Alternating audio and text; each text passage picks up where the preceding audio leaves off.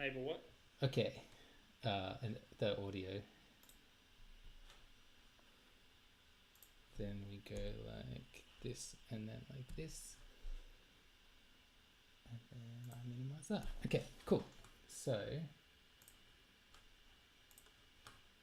we are going to be doing Stratosphere on Hack the Box, which is a retired but still available on the free tier accounts. So if you have a Hack the Box account, you can follow along with us as we try to get through it. And if you don't have one, you can have the joy of figuring out the fun little puzzle they make you jump, or you can get me. It's always a bit of fun. Yes. Just saying. So what is it? 64. Yeah, Oh man, I don't have enough hubris to call myself by my own nickname, so I'm Reece. Yeah, and I'm Jake. He's Jake. So for the one person maybe kind of paying attention on mute. Yeah. Rightio. So what's the IP of the box? 1064. Right. Oh, Because no. I've reset up my Kali VM in VMware Player. I was using VirtualBox, but VirtualBox was a piece of a potato to run a VM on. As I said to Jake earlier, it's like using a JPEG image. So switched to VMware, things run a lot smoother, which is nice. But my bash history's gone, so I don't remember what I did to do anything. And Matt. Okay, so we start off with. Jacob, remind me of the commands. The basic enumeration is so -S for safe scripts, and then -S V for enumerate versions, then O_N to output in the Nmap format, and then the file name for the output you want, and then IP of the box. While that's running, I've also done a -P- in another tab because that enumerates all ports. This first one by default will just do the top 1000 ports as determined by Nmap. It's what they consider the top 1000 most popular ports in use. So we get a huge result back, which is fine. Oh, wow, that looks like we're getting a web page back. Yes. So we've got 22 SSH open. We've got 80 for HTTP. That keeps going all the way down here. We've got 8080, which is another HTTP. It looks like, and then 2 unrecognized services. So these are the thumbprint, the fingerprints of those services. This is what the -SV did. So it'll take this thumbprint and compare it against a massive database of thumbprints to try and work out what version of the software is running. But when it can't figure it out, it just gives you a massive dump for you to try and figure it out yourself. So not super useful, but we can just browse to it and see what we can see. We know what stuff we've got running now. So yeah. We've got SSH, and we've just got plain HTTP. So we'll start off with presuming that Stratosphere, we protect your credit. That is a not too subtle jab at for a bit of context, and we can derive this. I don't quite get the name linkage, but you mentioned a bit earlier that this was an allusion to Equifax. Yes. If anyone is interested, Equifax is a credit bureau. They may have information that you may consider important to you. This is in America. But Equifax, I think, do some business in Australia or similar. Vita's certainly similar. Yes. Anyway, Equifax had a particular problem with some of their applications, or one of their applications, or specific vulnerability. And anyway, they might have lost everyone's data. This was a while back just now. A little bit. Yeah, it was kind of mid last year, I guess. Yeah. 2017? Yeah, it was 2017. So because this is a website, what I'm going to do is run a GoBuster in the background because it also takes quite a while to run. So we'll use -u for the URL, -w for the word list we want to use, and -t for threads, just to make sure it runs 150 threads at a time for me, because that makes it run a bit faster. And then -o is just the output log in case something happens. And while that... Just let me type that all manually in. All manually. Because you lost all your bash history. User, yeah. And we'll try and browse the site and see if there's anything interesting on here while that runs in the background. Just a second, it was user share. Word lists. Word lists. Dirbuster. Yeah. And then we can try medium. And then what was the rest of the... Sorry.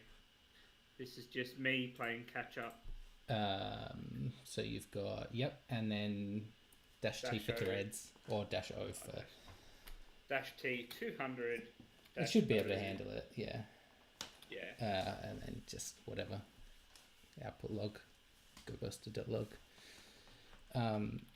So we found it's already found two URLs. It should come back fairly quickly.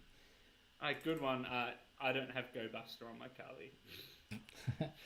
You should have Dirbuster, which does exactly the same thing. It's just a bit slower and a GUI. Yeah, I remember this now. Or Dirb, I think, is similar. Dirb is the command line version of Dirbuster, but I think all the options are different. They're not. It's not -u and -w. Man. Okay, bear with me. I'll figure this out. That's okay. It's nothing like a live demonstration. I can't even spell properly. Derb. So while that's happening, apparently, derb.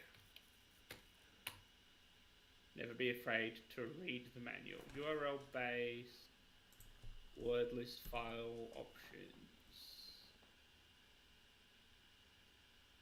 The options are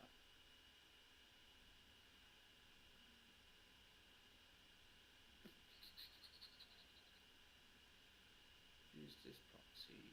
So it doesn't look like you need to use any options. You just do the URL and the word list. Space separated.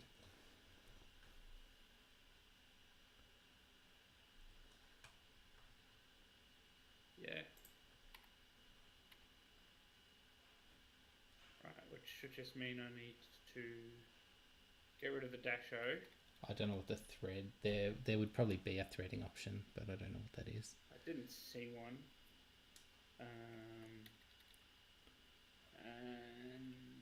so what we're doing here, okay. So just for some context, classic thing of security by obscurity. So either through developers not realizing that they've left a directory open that has stuff that it shouldn't, or through thinking that just because they've hidden something behind a /admin URL or /manage or something means it's no one will find hidden. it. Yeah. So both GoBuster and what I'm doing effectively just take a bunch of words, so common directory names. I think Dirbuster itself can actually just brute force them, but just with random strings. But effectively find common directories that people. It's either like misconfiguration as well. Classic example: Tomcat has a management interface. Don't expose that to the internet, and if you do, remember to change the default credentials from my admin password or Tomcat. I forget which they are, but I think Tomcat Secret is another one. Yeah, Tomcat Secret. Yeah. WebSphere, which is a different thing by IBM altogether, but similar to Tomcat, had Sphere, and Sphere is the default creds. Okay, yeah. Yeah, my word list is going to take a while to generate. Have you found anything? That's okay. Yeah. So if we switch back to that. If we jump back to you, before I jump back to you on Discord and everyone sees it, and then go. Yeah, Sweet. except I forgot my. Oh no, that was right. Ah, you found it. So there is a slash did I manager, say? which is a Manager. Tomcat Yeah. manager interface. So we can try the defaults of Tomcat or Tomcat secret. Oh, not there. But none of the default admin maybe. Doesn't look like any of the default settings are going to get us in. Yeah, so like it even tells you one of the default username passwords.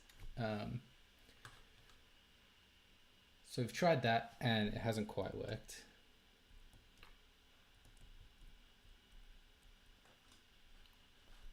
So what we're going to do is we can also run a tool called Hydra, which does like login brute forcing.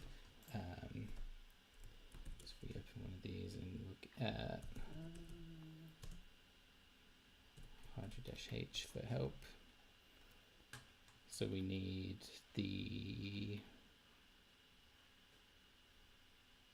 a login file. So if I just make a directory for Hydra, cd into it,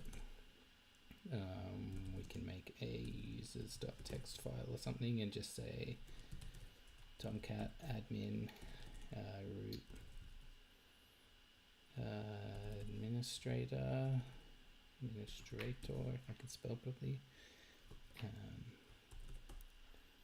Then we've already got password lists on our machine, so that's fine. The type of attack we want to run is a HTTP GET, and then we want to run it against, because it's the HTTP authentication. It's just basic auth. Yes.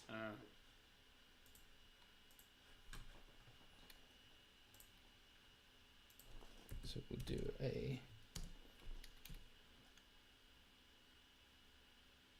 Hydra-L users -p for the password lists, and we'll just use the Rocky list. It's going to be super slow because HTTP password attacks are pretty slow. The -f is for stop once we've found a existing or a working username password combination. What is vaguely annoying is they don't have like a. Sometimes they're good enough to give you like example command. So there are examples down the bottom, but they're not really very close to what we're actually going to do. Oh, you're looking at the manual. If you do -h, it'll give you an example down the bottom. It's not a great example, but it's good enough for us.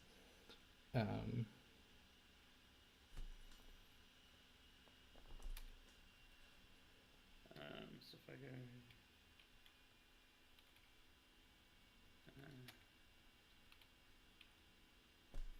Then we go 10, 10, 10, 64. Passwords are in word lists, aren't they? Yeah. Yes.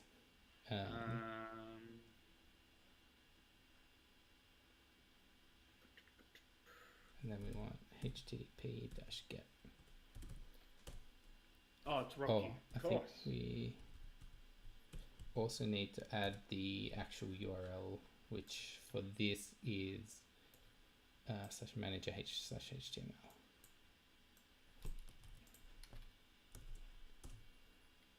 There we go. So now that's running, that's going to take forever because there are 3, 4, 5, 6, 57 million attempts that it's going to try. But chances are we are going to be finished by the time it gets through the Rocky list. So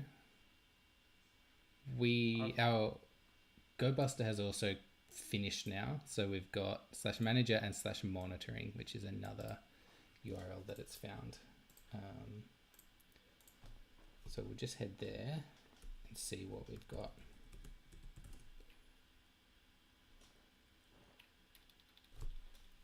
Stratosphere credit monitoring. We've got a sign on and registration page.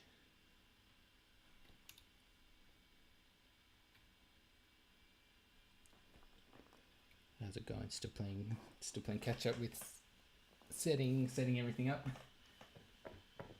Yeah, I've just got to extract that Rocky gzip okay. file. Yep.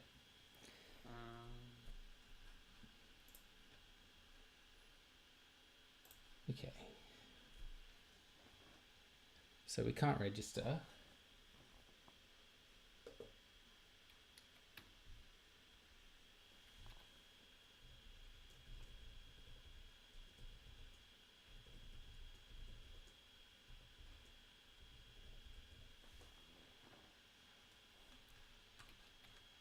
We can't register, but we can sign in. So we could also run a Hydra against this sign in.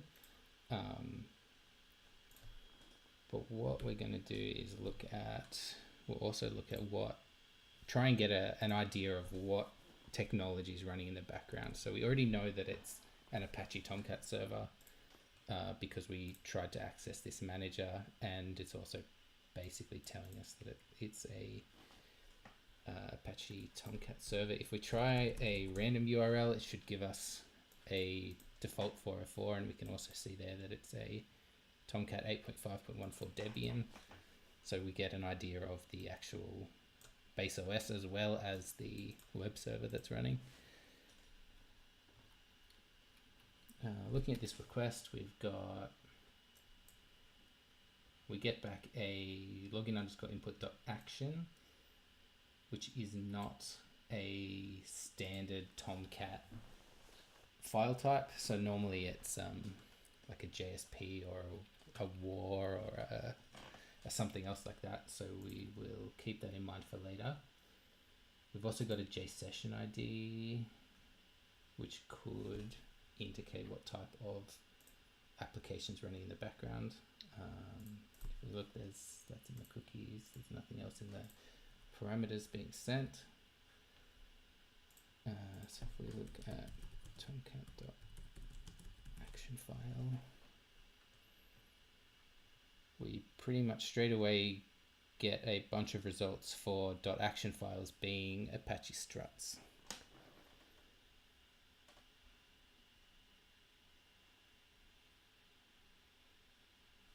Which, if we just read up on this,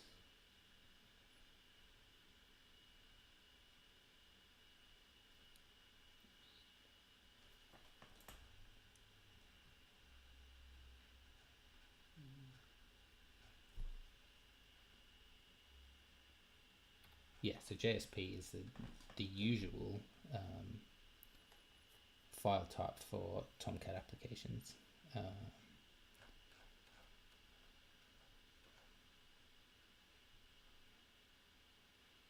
Looking at that, that's actually setting up a vulnerable copy of Apache struts.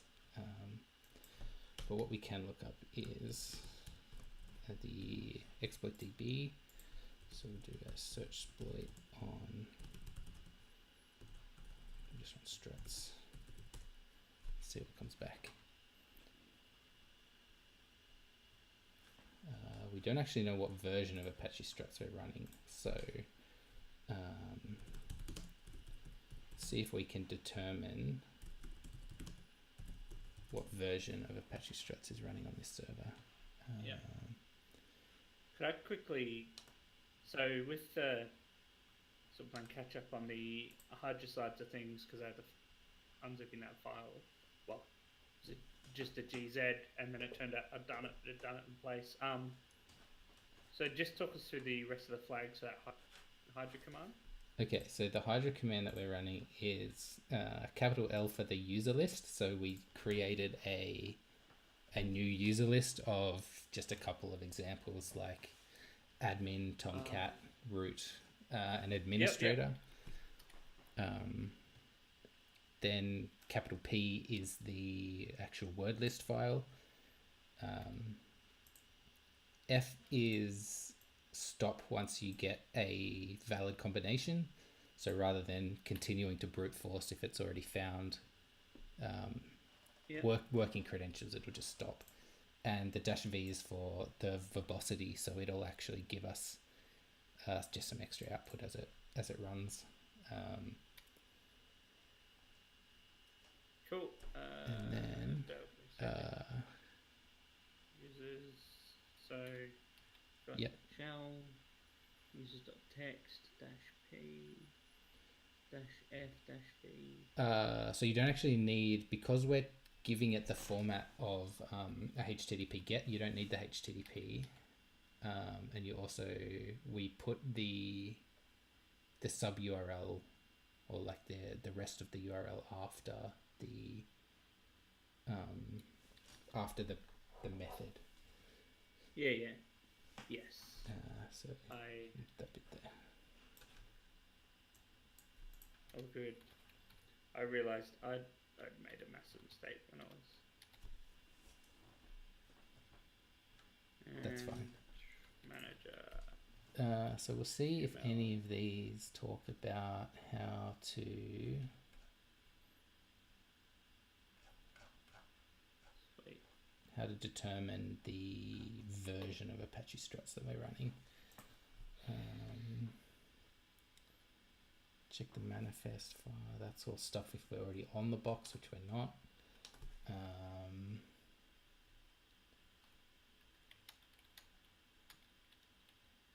There might be a way to remotely.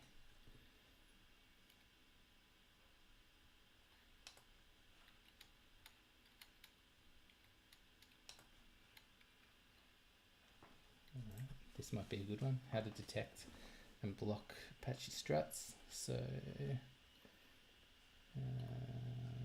does this have anything in here to say how they determine what version?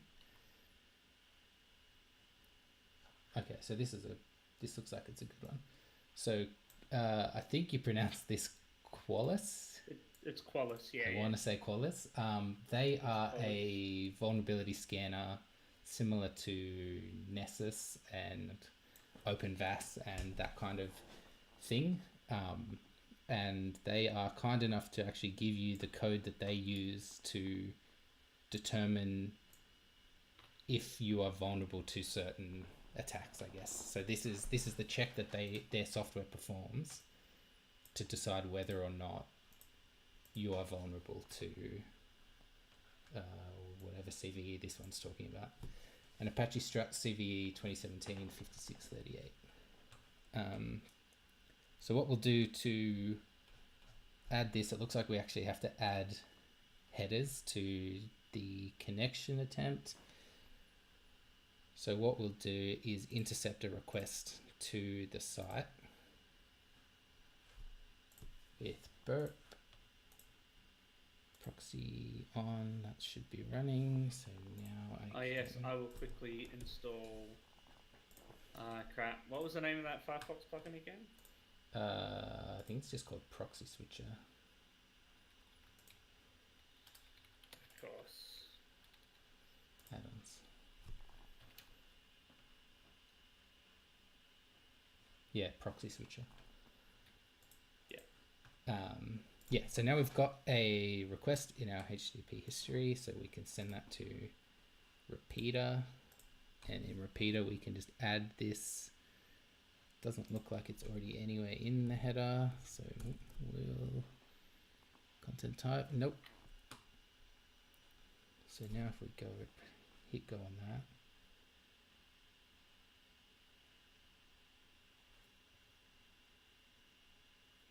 Oh, it's got a bunch of okay. It didn't like that copy paste. So what we'll do is paste that in there. Which characters didn't it like and why? Is it that percent? Nope.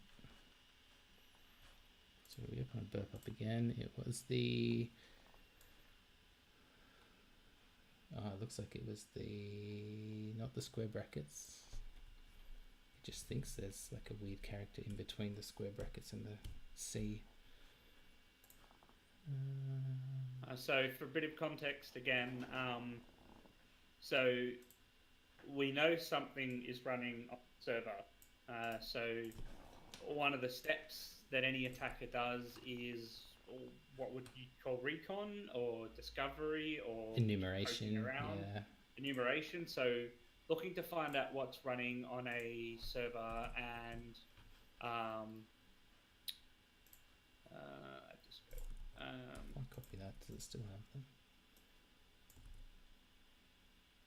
Oh no, wait a second. Yeah, I'll try and deal with this in a sec. So essentially, what we're doing is we know that this thing, Tomcat. I think we figured out in advance it was probably running struts, given the Equifax. Sorry, I said Equifax. Just a joke. Sorry if anyone from said great credit bureau is around. But effectively, we're checking, right, is this thing running Apache struts? The instructions for Qualys are, here is a specially crafted header that is going to trick the server into running some code that isn't on the server. Essentially. So, yeah, so because of the way that struts parses the headers for specific requests. Remove from scope, that's what I want. Okay, now Firefox will stop complaining. Goodness gracious me. Okay. Yeah, so essentially, I guess what this header is doing is actually doing some multiplication. So if the response that we get back is the result of this maths, essentially what we've done is code execution, because we've given it input, it's calculated the result of that input and given us a value back, rather than just giving, I guess, mirroring back exactly what we sent it. So that's what we're testing to see if it's vulnerable to this this CVE that what's it called, Qualys? That Qualys tests against when they find an Apache Strut server.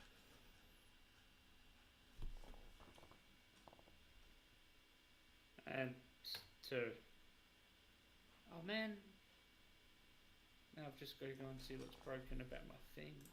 So I think what we actually have to do is put some of this in. Anyway, yeah, so it's actually in quotes. That's the issue. So Qualys create vulnerability management discovery software, so they scan a host, look for things, run some test commands to check particular vulnerabilities. And these characters that it can't copy are actually single quotes, and that's why my thing is not doing anything. And that should be all of them, I think. There we go. Now I've got to sort burp out again. So now we can change that to please follow.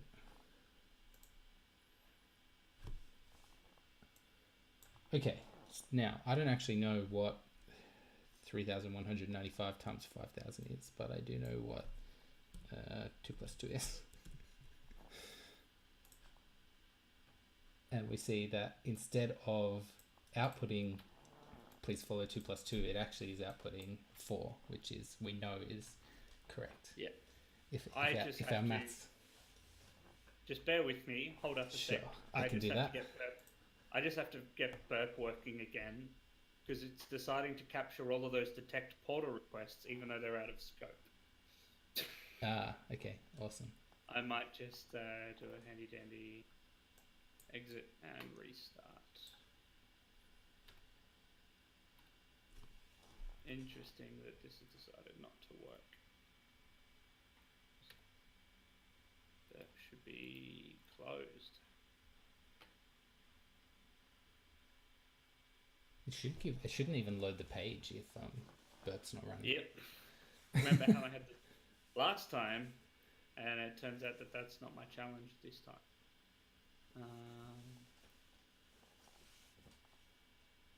Just bear with me. This is what we get for setting up a brand new VM before the minutes before the new stream. Keep the viewers entertained, Jacob. Okay.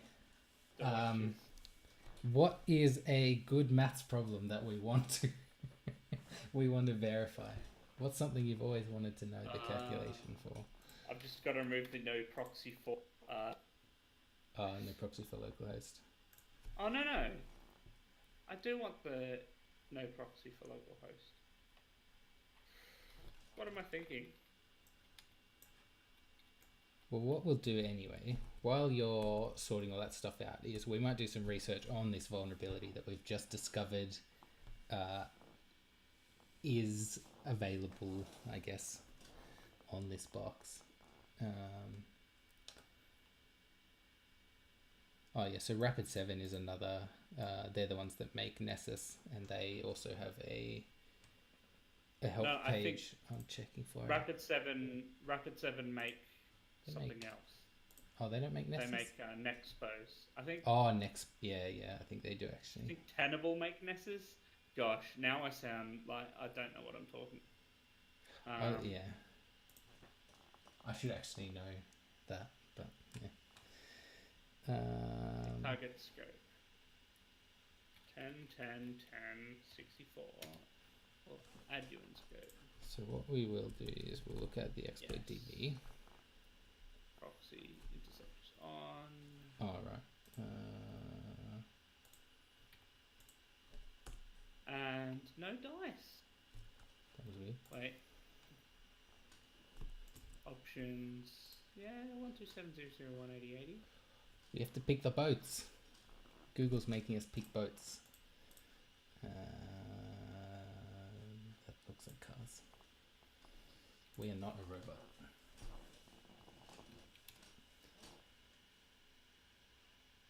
I just cannot get Burp to cooperate. 2700180. It is intercepting. Yeah, interceptor's on. Options, it's enabled. And I keep getting those damn detect portal things even though they're out of scope. So life is being real fun right now. So why is that? So if you just refresh the page, it says, it just loads it, does it? I suspect it's just decided to start working. Unless it was loading it from cache or something. Dumb. Yeah, I think I just solved it. Rightio, guys. Problem solved. Problem solved. Anyway, time to go and get this crafted header. Just so that everyone can see it again, in case I was too quick, we'll swap back over. When I find the Wallace page, ignore all the shit I've got open. I mean, stuff I've got open. Here we are. Okay, so this content type header. Yes. I may have to go via. You can copy paste it straight into Burp, but you just have to update some of the characters that it doesn't like.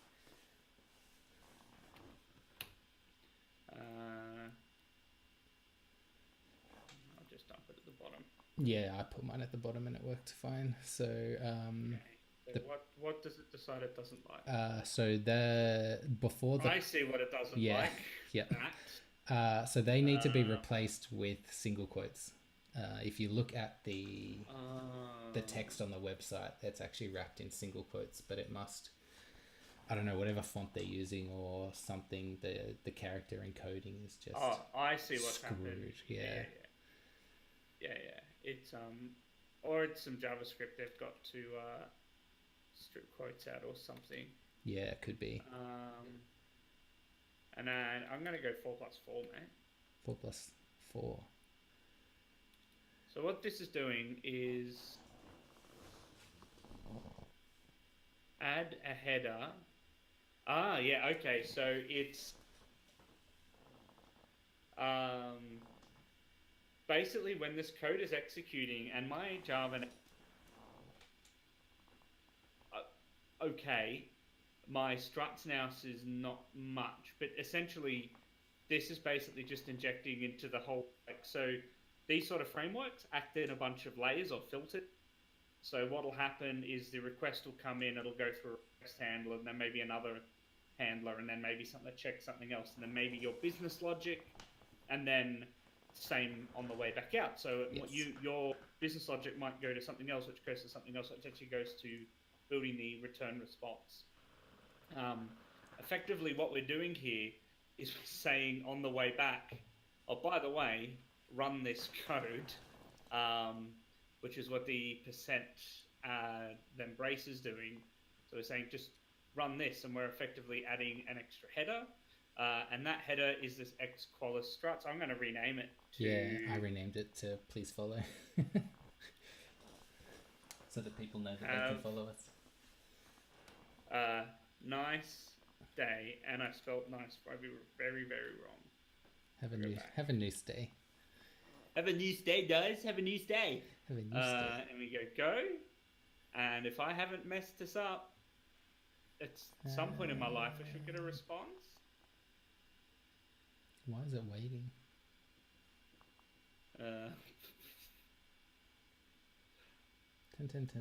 I only had to fix those things, didn't I? Yeah, it was only the few single quotes that were there.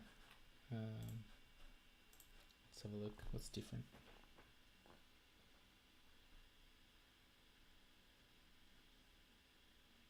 I'll go back to repeater. No, it should be fine. Go back. I think the percent actually does have to be on a new line underneath. So the way when you copy pasted it, the content type and then the percent actual content of the if you new line there. I don't know. That's the only thing that's different between mine and yours. Okay. You've got a slash though as well. Oops. Just ignore my bad typing skills. Why is that? Is it taking a while for you as well? No. Mine comes back pretty quickly, actually. Yeah. Reasonably quickly. Interesting. This is just another bit of fun in my life. Another thing to add to the list. I can probably just get rid of most of the headers. I'll pull that out and we'll look at... I'll get rid of all the cache control. These two.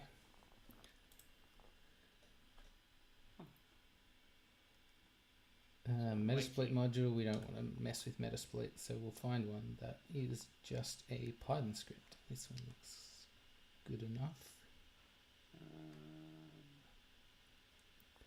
And it's called 41570.py.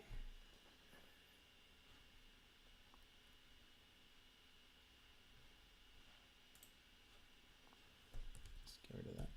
Don't need that anymore. That's still, that's going to take way too long. Yeah, it's deciding it doesn't like me. Target 10.10.10.64. That should be fine. Why you not cooperate with me? You can still connect to the site and stuff, so I don't know. It's weird. Yeah. Got a neonode proxy. Content type percent hash context.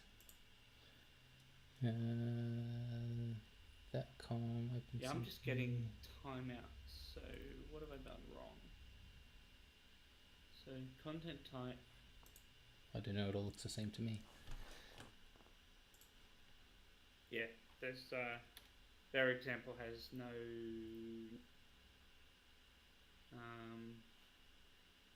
type content com. Yeah.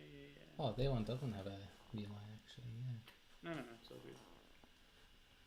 Multi-part form data.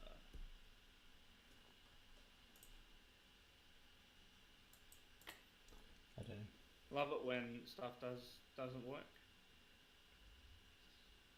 It's the way it is sometimes. Because I'm probably doing something wrong.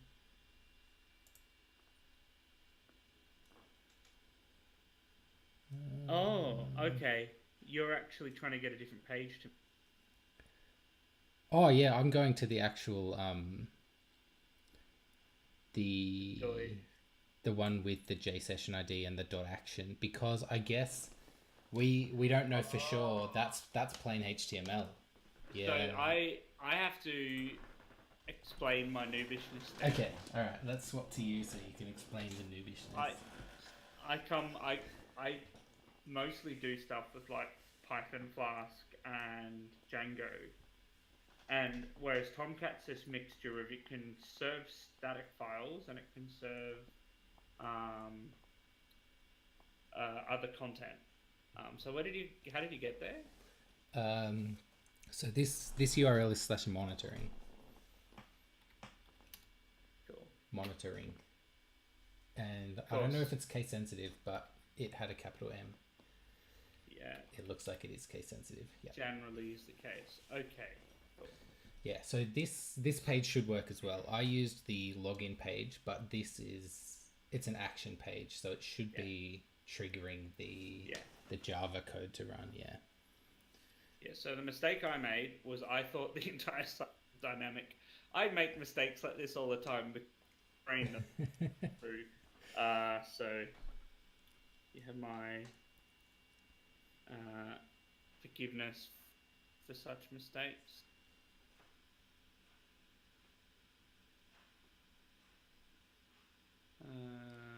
You don't have. I don't know if the JSession ID cookie stuff makes a difference. Sign on. Yes, that's got a JSession ID. Yeah. So. But there's also the cookie in the header. Like as a HTTP header, there's a cookie JSession ID. Okay, cool. I know. I think I know how. Yeah, just re-intercept. Interception. Manual. No proxy. I've got everything I need. Right. Yeah, that should be everything you need. This is what happens when Jake runs ahead, and Yep. I'm still trying to get some other thing working. And I'm like, wait, did I miss something? We're screwed the day you decide that I run with something. Go.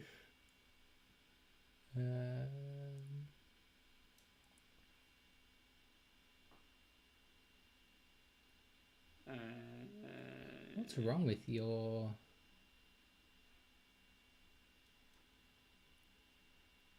It's exactly the same. I see them as exactly the same, unless there's some kind of typo in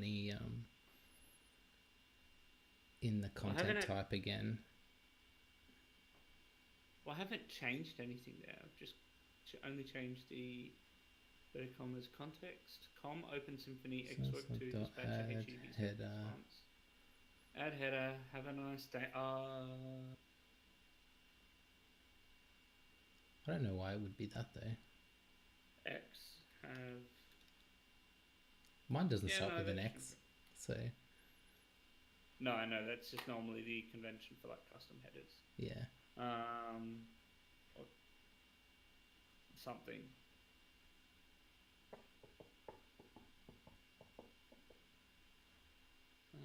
Yeah, my session job. Of course, someone who knows what they're doing might be looking at this and be like, "You idiot! You didn't click this button. You didn't copy paste it right." Yeah, it's the same as yours. Actually, no, that's my screen on Twitch. And those are single quotes, aren't they? Yeah, they're not backticks or anything. Man, I got no idea. Looks the same to me.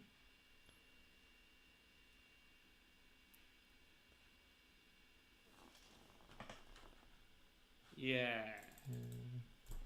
I am flunked. I think so.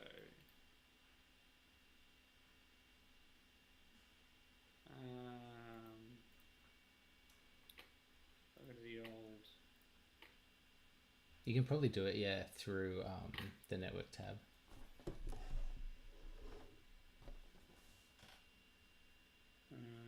can right click it and say edit, resend and edit or something. Yeah, edit and resend. Yeah.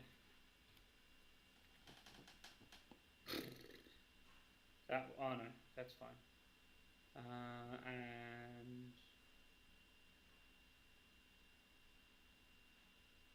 send. Response. X have fun. Yeah, okay, that worked.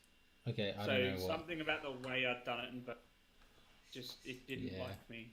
Yeah. Okay. I'm so lonely. Okay. Oh wait, we have to move on. do I have to turn intercept off? No, you shouldn't have to. Okay. No, Anyway, it shouldn't be. so I got it working. we've identified the CVE that we need to, or that we're going to try and exploit. We had a look on the exploit DB at some exploits that match that CVE code. One was a Metasploit module, which kind of takes all the fun out of it. And another one is a Python script, which we are going to clone and try and run. We can see down the bottom when we try and download this, it gives us a exploit ID. It's also this exploit ID up in the URL. So what we're going to do is try and locate that one, 41570, which is this one. And then if we do a copy that. So talk us through what you're doing with finding the exploit there. Okay, so search exploit is basically the exploit DB, but it's saved. It's a copy of all of the scripts already saved locally on Kali. So what we can do now, this shows you the file path that the exploit exists on, or you can also do search exploit -m, I think it is, to mirror the file. Why did it copy all of that? All right, ignore that. That did a really dumb thing. We only want this bit. Search exploit -m, that bit, and then that will copy it to whatever path we happen to be in. Now we can look at that file and see if we have to make any changes to it. It doesn't look like we do, because normally at the top, where these comments are, they will say, you know, change this or add this payload or do this, whatever you need to do. So what we're going to try and do is just run it and see what happens. Ooh, not simple HTTP server for one. Okay, so this gives us usage at least. So we want the URL and then the command. The URL, I'm assuming we still need the... I'm just quickly running through the script. So builds a massive string called payload. Tries the payload in the content type. So does a try except. So if something crashes, if something breaks, we'll just get an error. Yes. Main equals main. So yeah, so the commands, we have to enter the URL and the command we want to run. We'll try a command of who am I? Yeah, and it'll execute the command. So it'll exploit. Yeah. That is pretty vanilla. So let's see if we get any kind of response back from that. It should just be sus monitoring who am I. I messed that up.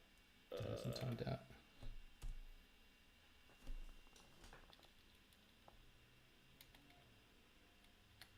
And then command, let's do. Unless it doesn't like my quotes. It might not like my quotes. Let's try it again with. Nope. ID. Because I can't spell properly. Nope.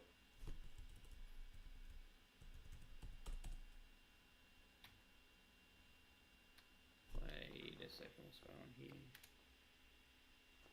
Interesting that mine returns. Oh, you had to use the whole URL. Yeah, yeah. Okay, that's my issue. I thought something was going wrong and it was like not running like I thought it was because I just tried to run an IF config. So we'll run that with everything, and then we'll do an ID. Yeah, there we go. Okay. So what we're getting back is so this is actually running as root. Yeah. So does that mean in theory we could if just... I run a... Yeah, oh, actually, so I ran a who am I? It's running as... Yeah, okay, I'll do a who am I as well. Oh, my who am I is root. You might have to reset your box, mate. I feel like...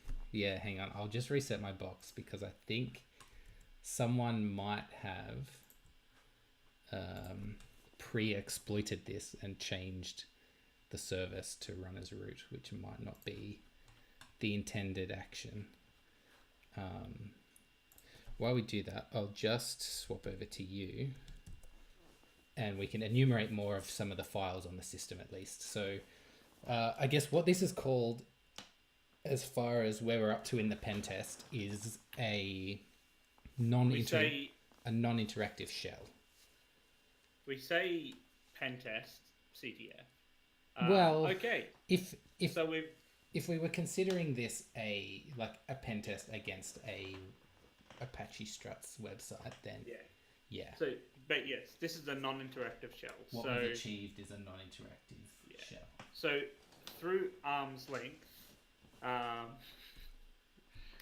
yes, about time. This is real life. I'm sure as we get less crap, we'll be faster and less trying to make burp work. Yeah. So is it still root for you? This happened that other one we were trying where you had a random file. Anyway, basically arm's length, running interactive things that require user input as they're running won't work. So we could do a tail varlog syslog and that'd probably work, but we couldn't do follow. That probably wouldn't work. Yeah. So anything that requires like constant interaction with the standard in, standard out wouldn't work. Yeah. So running into things like editing files or... So, because I have a feeling, no, we can't access /home/Richard. No such file or directory. So we obviously don't have to... oh, my bad, because I didn't... ls. That's not actually running the script. Yeah, that happens as well. So if we go ls-l...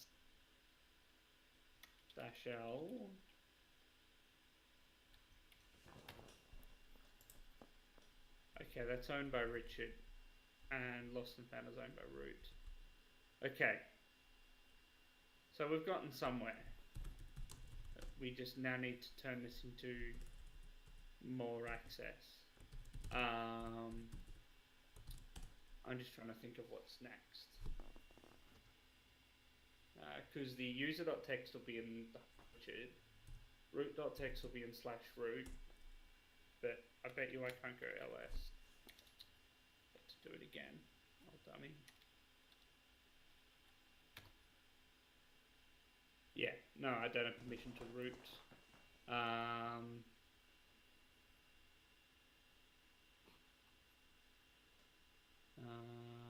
I wonder what Hydra finished with. Oh, yeah, Hydra hasn't. I think that will just anything. keep going. Yeah. Yeah, that's not the path. No, no, I don't think that's. I'm uncancelable. Have you got it work? Have you got it working for you yet? Nope. Mine does. You're running as root still? Well, no. So when I do like in ls/home, it comes back and says no such file or directory, but it's ZSH saying that, not my Oh, okay. So if you show us your command, if I open up, simplify for one pi. Let's go like that. So that's what I'm trying to run. That works for me. Wanted any example of that? ls-home, a /home. I'll try even just an ls. Yeah, see, that's LSing my current directory. So that's not running that command against the server in the same way that yours is. Interesting, because I'm running basically that. I mean, we can compare, but if I go back to mine, so Python 41570.py, Yeah. the URL HTTP whatever, and then in double quotes ls-l/root was what I was running. Interesting. Yeah. And if I just Python it, it tells me to run URL commands. All right. 10.10.10.64/monitor. I spelled that right. Monitoring. Yeah. And then we'll do like who am I? See, so it's running it, but then it just hangs. I wonder if it's my Python version. If I do like Python 2.7. Nope. This is making great entertainment for the punters. Yeah, I know. I'm running 2.7.14.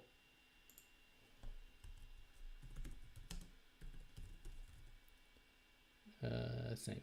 Well, 2715. Not enough of a difference to. That's alright. We'll just keep using yours to enumerate through the machine for a little bit. Okay. It looks like it has Radio. crapped itself. PS Sports. Okay, so it looks like a screen share's crapped itself. Oh no! Oh wow! It's back. Oh wow! Wow, Glitchland. The Twitch stream's 20 seconds behind, so everyone's just seen. Oh wow! Yeah, okay, it just came good. Yeah, we're using some I'm gonna say marginally sketchy Chrome add-on to do this. Yeah. We might have to find another way, but this is the only way we can do it. Discord only lets us stream at 720p, which makes it look like you're watching a potato. So, okay. So, as far as Tomcat can see, only Tomcat's running. So, present working directory is that. The stuff in that directory was conf. So, if we go to ls config. Anything in here that's going to be of any use to us to get. Oh, actually, can we? Okay, yeah, we can certainly. Yeah, config. Generally, once you get some kind of access to the server, you want to look for like config files or. That. And interesting. That does not look like the right result. As soon as I put and more quotes in. It breaks it. Yeah. Okay.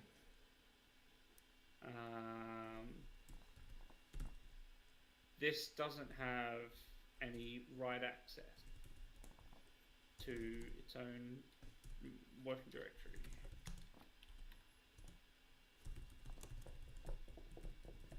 But it has access to lib. It has access to web apps. Okay.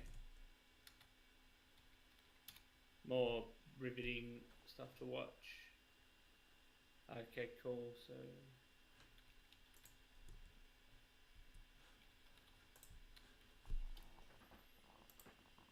Okay, so web meta inf, which is just standard Tomcatty stuff. Admittedly, we can't change these files and actually have anything happen unless we can restart the service. Yes. So the other thing to do is look at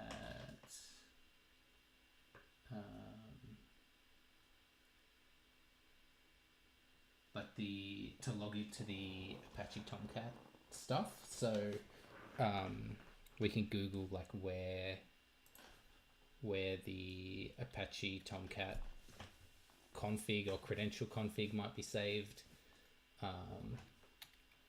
because usually they're always stored in some kind of config file or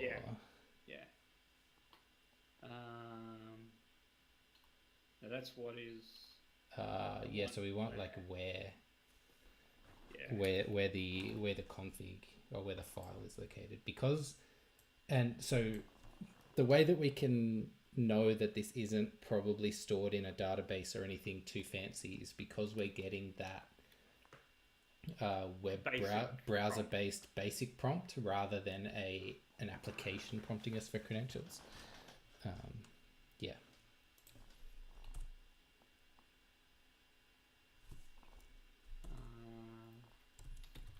Reset might help us here too.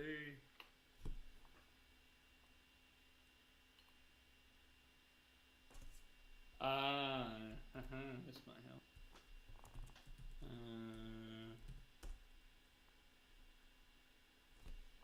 Okay, Tom. Okay. So if we go ls conf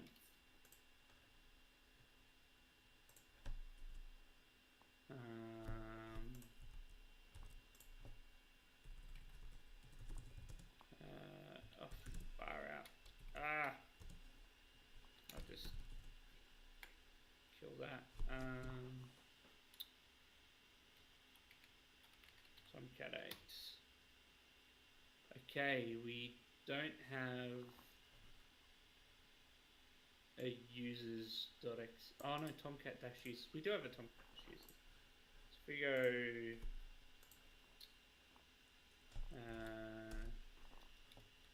cat Tomcat 8 again for anyone who's interested. Why do I keep saying again? For anyone who's interested, on a Linux box, etc. really just means editable text configuration, not etc. Like I used to think, and in my head I still think, yes, etc. It's so Linux takes a paradigm of everything a directory or a file, even when they're not. Okay, so that's what commented out. Username, team, owner, and there is our password. So if I go back here, so to finish my thought, stuff gets put in folders kind of by category. So bin is where global binaries go, /u bin is where some user installed binaries go, I think. Geez, I could be very, very wrong. Var is where variable content goes. Lib is also where some stuff goes. It's all a bit of a mess, but the idea initially was to have it all very structured. I'll give it that much. That is not the... Let me try that again. Team owner, and then I want to go...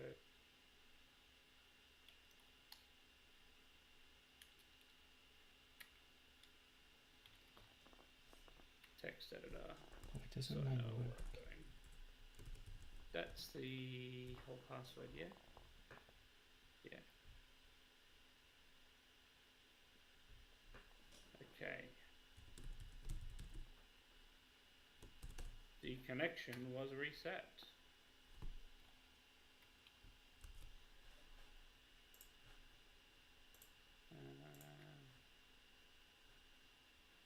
And that is not the... Okay, I'm going to have a look through this fully. Right. Ignore all of that. So, manager GUI, admin GUI. What have I got wrong? Because that should be it. So, that's all commented out. That's the schema. Commented out. User, username. That should be the password.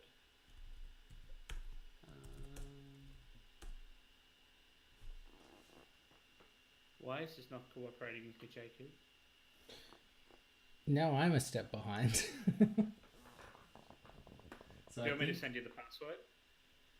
I Well, will send you. I think the we have to password. look. So I was researching the Tomcat stuff, and there's a Tomcat user config file. Sorry, what was that? You dropped out there for a sec. So there's a config user, a Tomcat user config file that's actually called db_connect.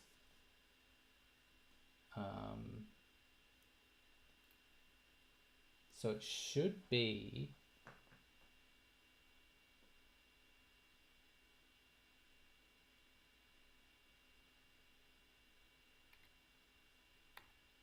Yeah, you should be able to run like a cat db_connect. Well, my exploit's not working. So I've sent you that password. Okay, so you reckon?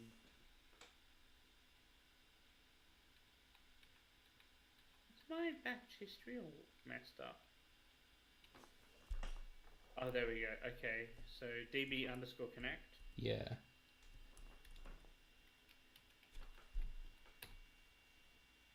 Oh, not .xml. I think it's just that's just the name of the file. It might not be in that directory. It might actually be in a different directory. Hang on.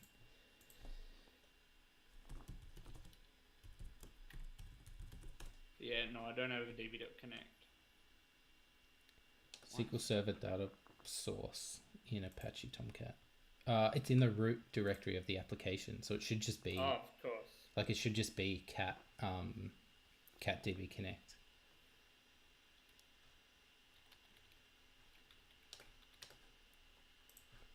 Yeah, there we go.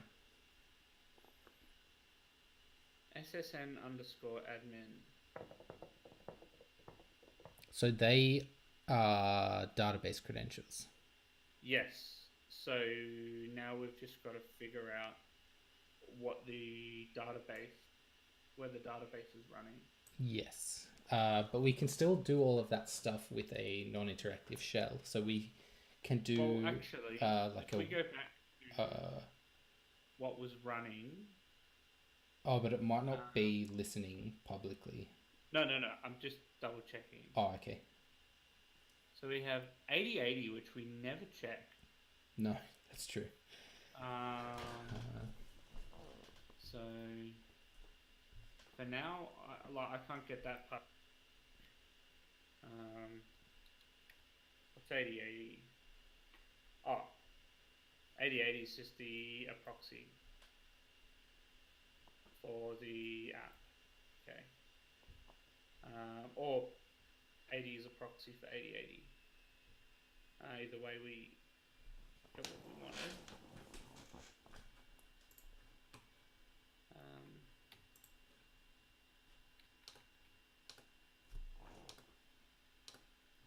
I just got to figure out what's running in terms of a database.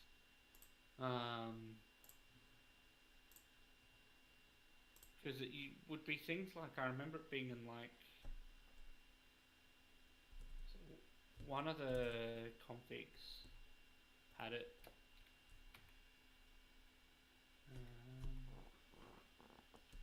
Damn, I hate it when you're like, you've already started going back on a line, so you can't. Oh, now I've got insert on. Go away, insert. Tomcat 8. Bird.xml.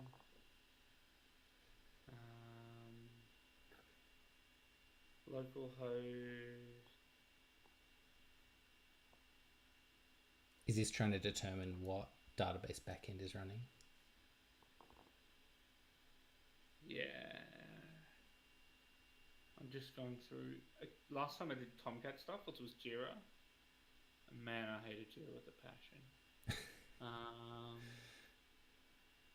I mean, it's probably not in here because this is probably specifics, not application specific. So, I mean, you could run a which command. So like a which MySQL or a which My bad. lsconf. Oh, right, Yeah. that just takes us back to that other directory. So what else did we have? Libs, logs, policy, web apps, work. I wonder what's in work. Oh, Catalina.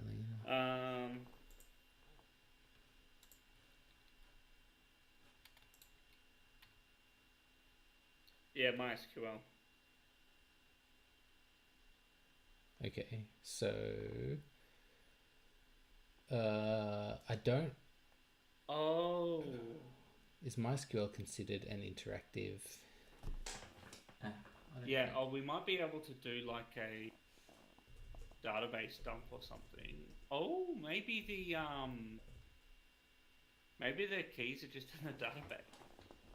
Could be. So,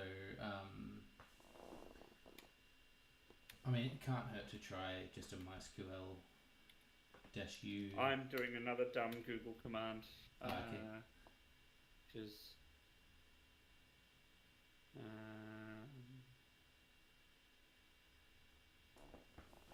we kind of just want to try auth-in first.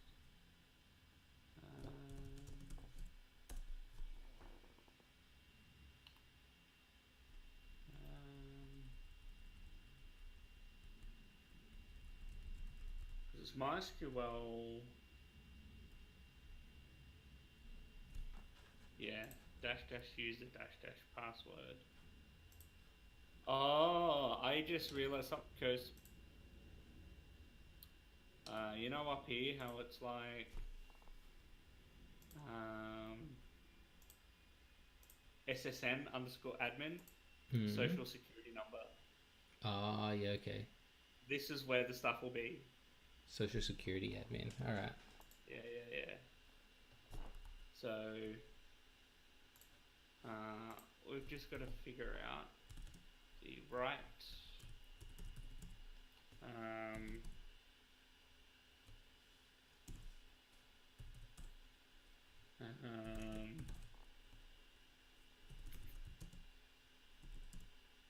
see, I don't want to run a freaking interpreter, right? Because that won't work.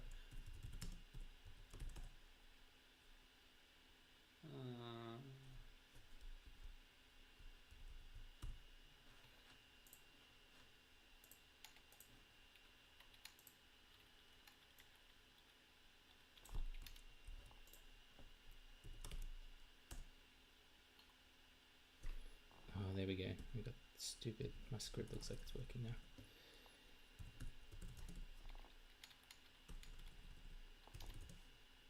Select one command.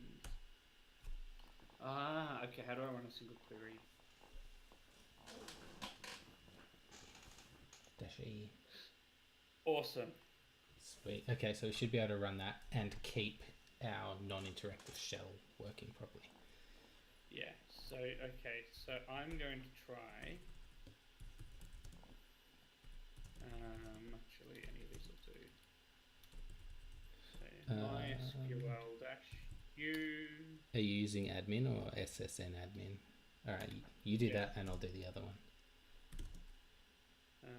P. Oh, this might have issues. Why? Because you need quotes in the query that you want to run.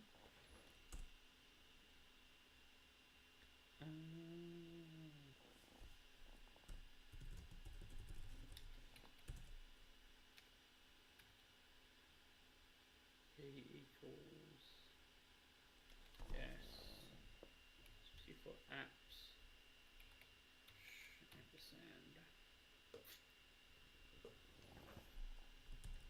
Unless you run it the other way around, so because this is running into a Python script. Yeah, so if we do single quote, double quote. Yeah, that might work. -e. This one, MySQL list tables It's show tables, I think, isn't it? Yeah, that's right. How do freaking databases years ago? Shut up, Jacob. Show databases. Crap. No, list databases. Is it list?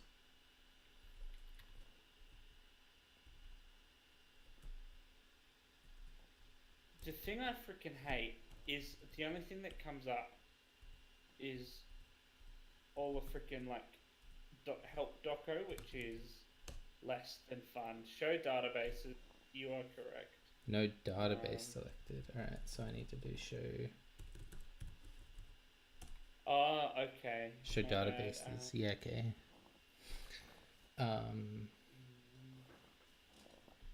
Oh.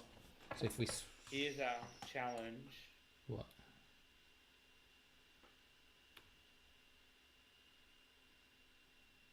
Access denied. Oh, no, I got it working. Okay, cool. I'll try admin. Yeah, because my admin one worked. Yeah. Oh, I added the semicolon at the end of the queries as well, but it doesn't look like you need it. Users semicolon. Yeah, this is where you have to add it all. Show tables.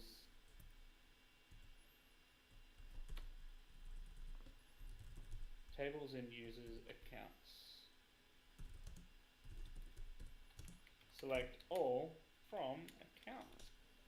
Jeez, this is taking me back to university. It'll probably be users dot. Oh yeah, you've already got users. All right, so we've got a username Richard. That can't be Richard's password for the server because there's a Richard user. Well, there is a Richard user and there is SSH enabled, so it is definitely worth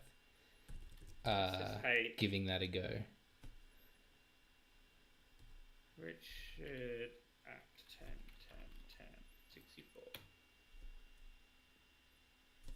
Yes.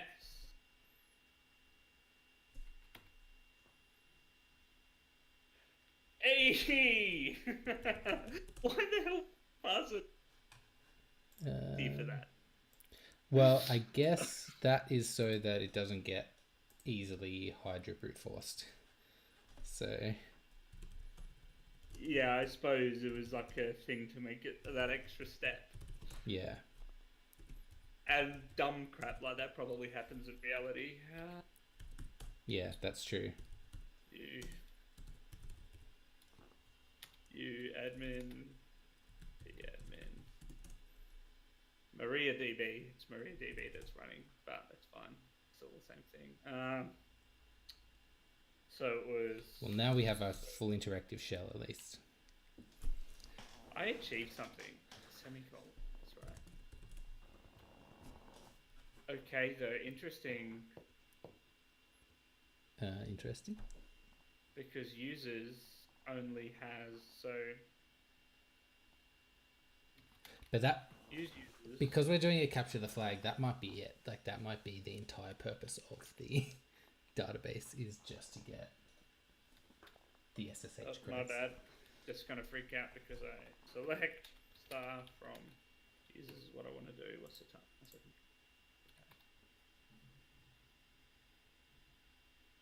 But I just did that. It's no, accounts, I think. Yeah. The table is called account. No. I had a brain fart.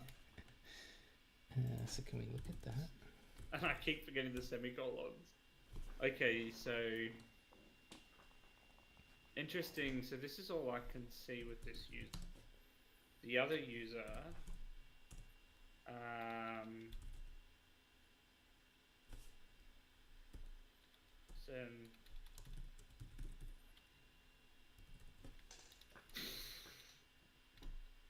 far out. Fucking, there's a bit of lag. That's not good. Yeah. To clarify, I was trying to say if I can, not what it sounded like there, at least in my mind. Yeah, okay, so this user can't actually access this database. But what if there's more than one database running? there could be. So we've got a MariaDB. While you're looking into all of that, But MariaDB, I think, just runs as MySQL.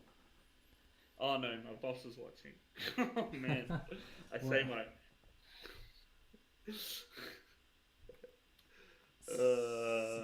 So, while you're going down that avenue, I will do that this. surprised me. That was all. Okay, so So we can see that we've got in our home directory,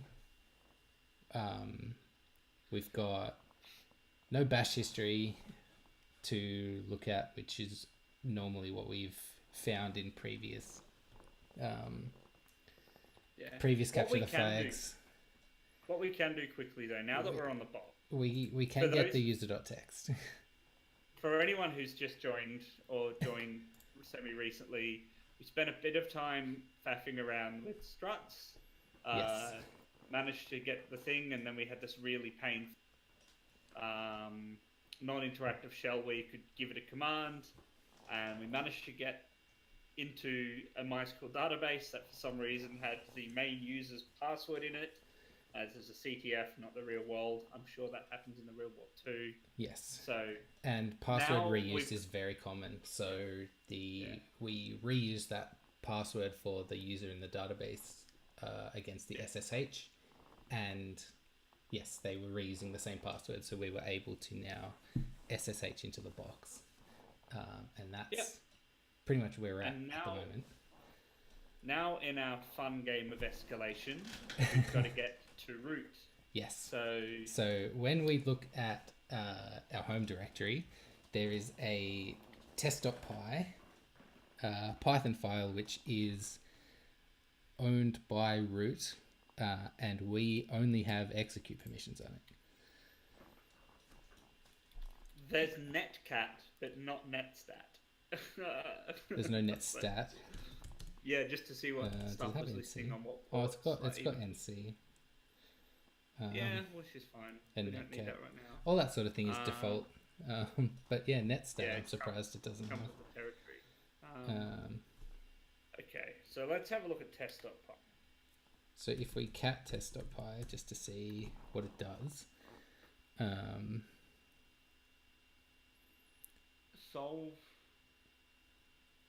solve a bunch of hashes, print that's not right, or print you got it,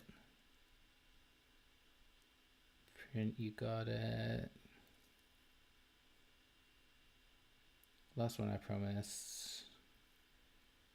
You will close, rules are rules, return, otherwise it gets down to the bottom and runs a os.system/root success.py.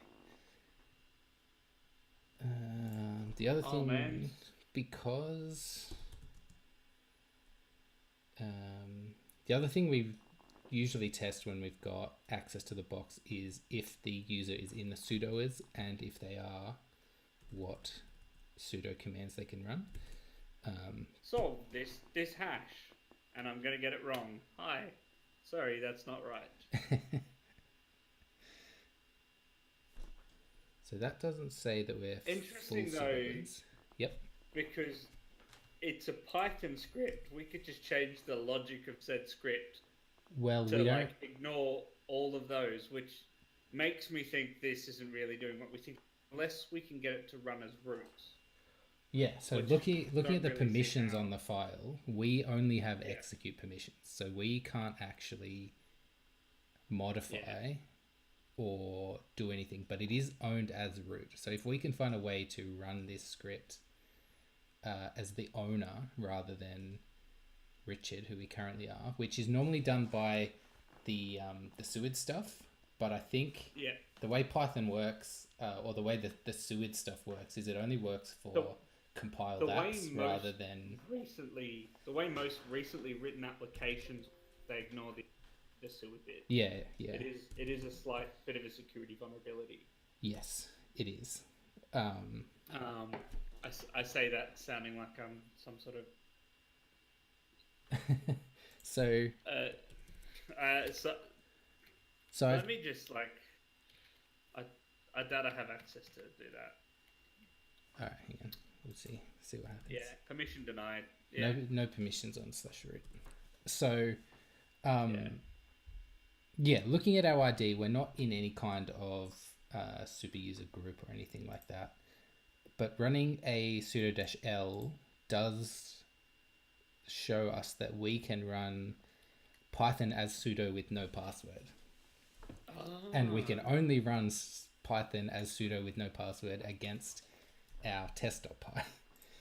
So if we try and do that just to see what happens, sudo python test.py. I'm trying to think of a one-liner. Open root success.py. Well, but that we want to get root success.py to run. So because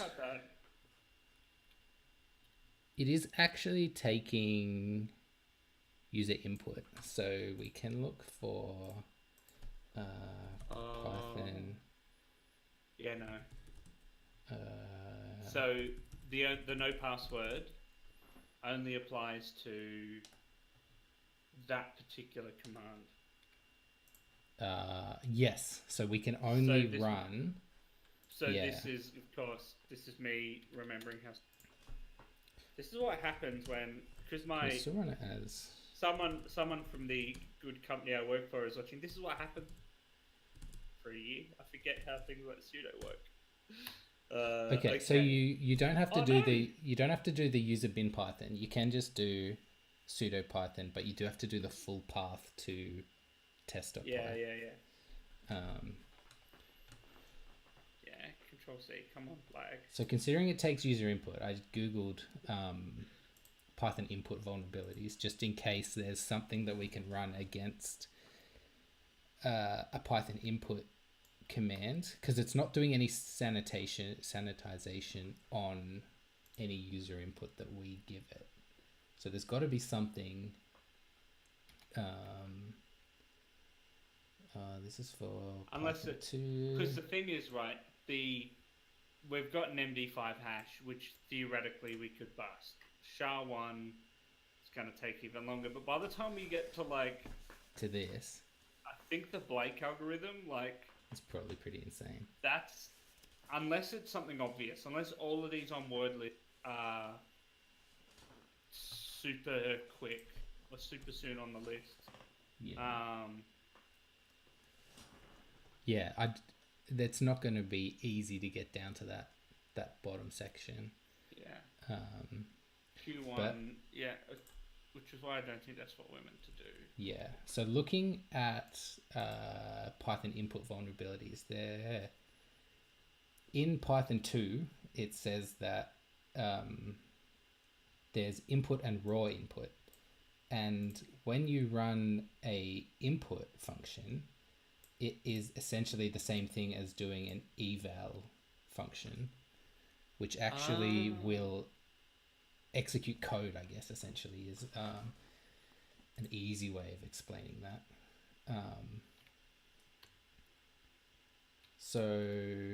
Wait, I forgot we're not back.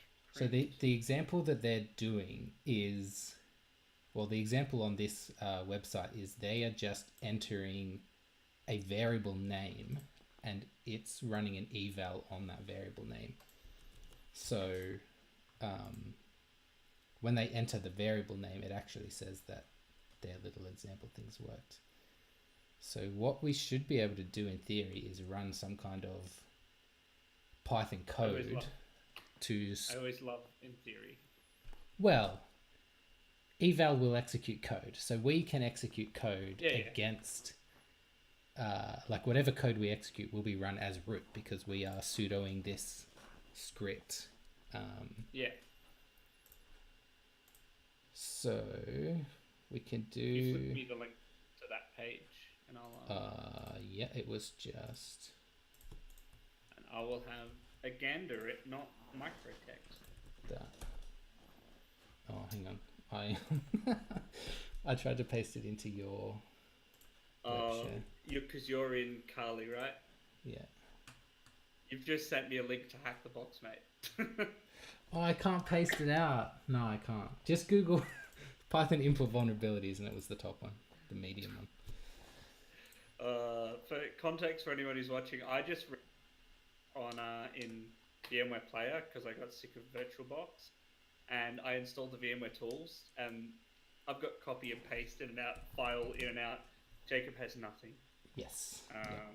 Because I haven't been bothered to update the VMware tools. We thought about doing it right before we started, and we thought it. Yeah. I did. Yeah. Wait so until we're not about to run the stream. Yeah, basically. Yeah.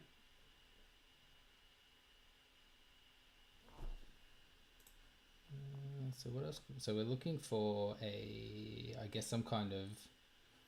Oh, actually, we should be able to just jump out into a shell somehow through like a Python command. So if we run Python spawn shell. Okay, so this is saying that input will look at function names as parameters. I think that's within. That's the other way around. I don't want that to run that way. I want it to go the other way.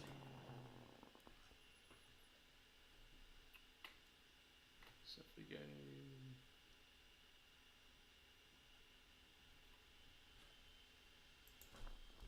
It can't be this. I'm misunderstanding how this works for sure.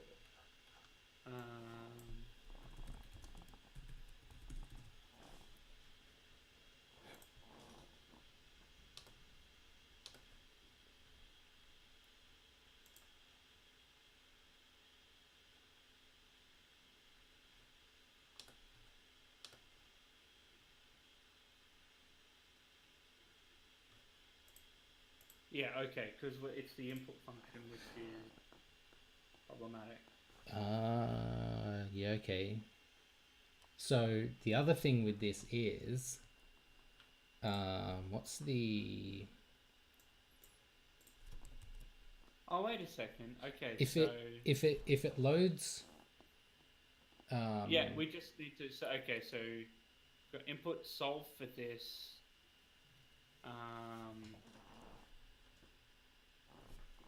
If not md5.hexdigest equals. Okay, now I'm just trying to think through my thinking. Because anything we're going to put in gets transformed by the following, right?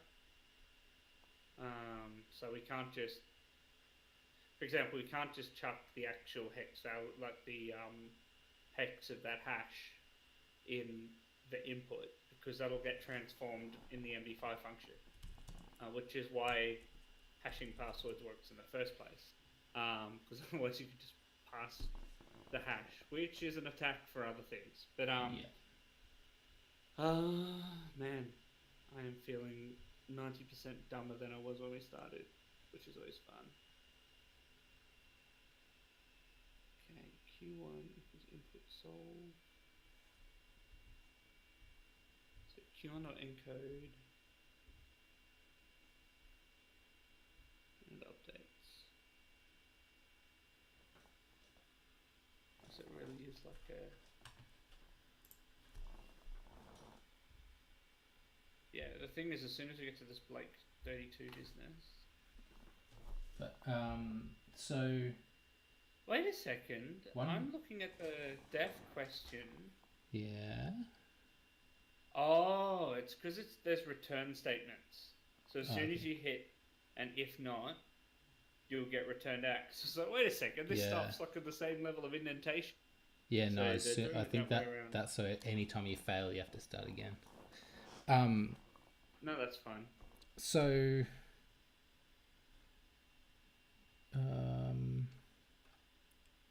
just reading up on the actual import itself, import hashlib. So, it looks like the way that Python looks for that library is it will look in the current directory, then it'll look in the like Python install directory. So I think this is similar to there's a Windows equivalent for running services. So if a service is unquoted, the way that the service looks for an executable is it'll break at every space. So if you have something in C program files, I don't know, whatever .exe, it'll first look at C program.exe because there's a space there, and then it'll look at C program files / whatever .exe. Yeah. So I think what we can do is create some kind of a hashlib.py file in the same directory as test.py, and when it runs this import to try and find hashlib, it'll look in the current directory first. If it's not there, it'll go out to probably user bin python, because that looks like that's the Python install directory. Well, let's give this a try, and then. So if we run. And then through another communication channel, someone was like, maybe there's another escalation that's less like not associated with this obvious. There probably is. Like this could be a complete rabbit hole, because they do tend to have those. So what we want to echo is a what is it, like import os dot or system. What do they use? Yeah, os dot system. Yeah. Actually, I should use double quotes instead, probably, because I want single quotes in here. os.system /bin/bash. So you can overload Python. I just created hashlib.py in the same directory. Just to make it empty to see what would happen. So I reckon, this is just my theory, because of that particular problem, we could overload so that hashlib.md5, so like, which was just a class, so md5.update does nothing. Like q1.encode would give us bytes instead of a string, but really we then just have md5.hexdigest return. I'm going to give something a shot. I think we've got it. All right, hang on. Let's swap over to you, because I just did something as well. So vim, and then I'll explain what I did differently. Yeah. Okay. This is going to be a challenge. I should probably open. There's no vim. Oh no. Oh no. Cursed. VI. It's got to have one of them. Yeah. Okay. There's VI at the very least. So class MD5. Man, no language support. Sucks. Function.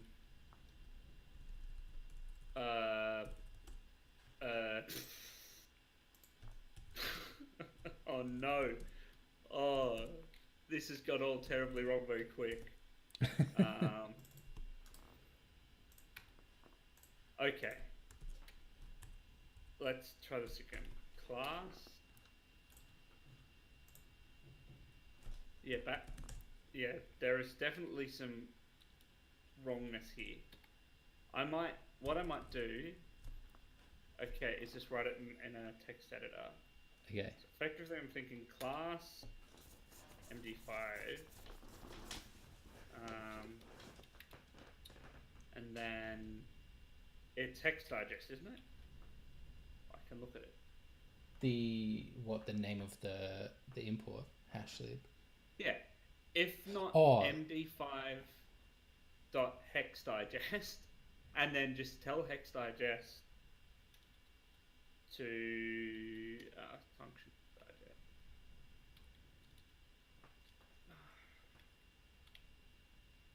Function Hex Digest, and then return line.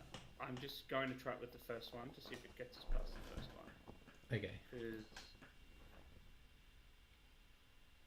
that was a good find, though, that Python looks in the current directory. Windows did. Well, because it's a privesc method that I've used in the past on Windows to do essentially the same thing, just not with Python. So let's see how VI likes. Oh, okay. Right, now if I try...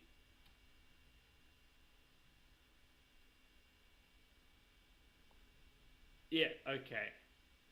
So my Python, like non-Python 3, like RM, no. Yeah, RM.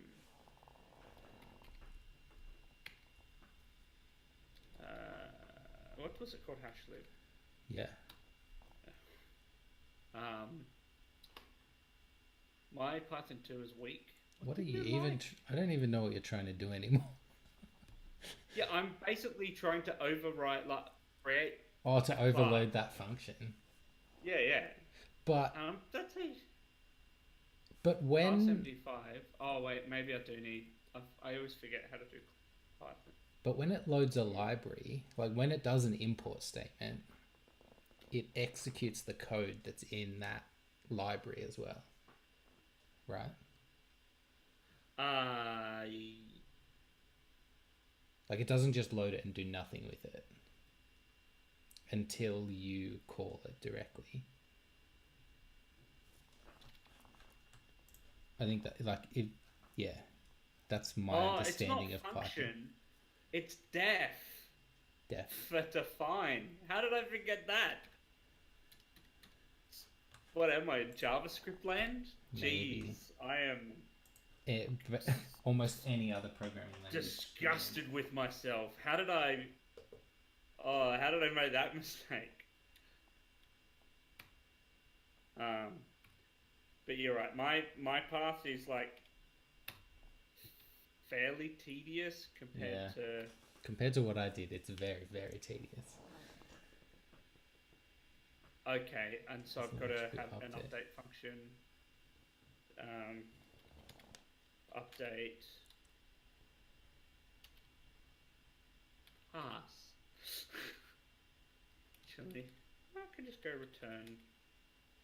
Pass would probably work as well. Pass is just the equivalent of like do nothing.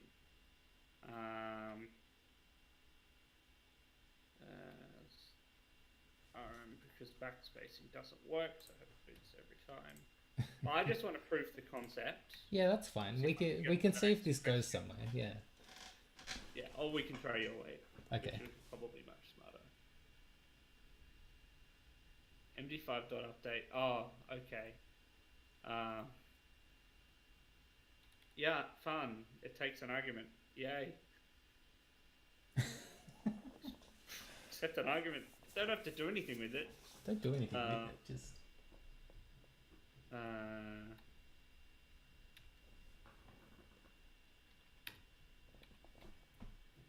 Oh no! I just did that. I just deleted the file I created. Oh man. This is what happens when you just keep pressing up through the bash history and it is on a laggy server. Update takes one positional. Oh.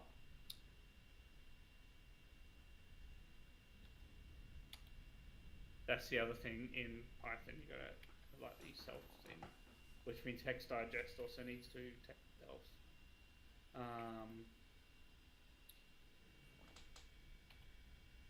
This is what happens when I do coding without like Python stuff without like PyCharm, which happily reminds you of all this stuff. So doing it without any syntax highlighting. The nice syntax highlighting and okay, so that concept proved. I got to the next one. In theory, okay, that's interesting. You can just bypass all of them.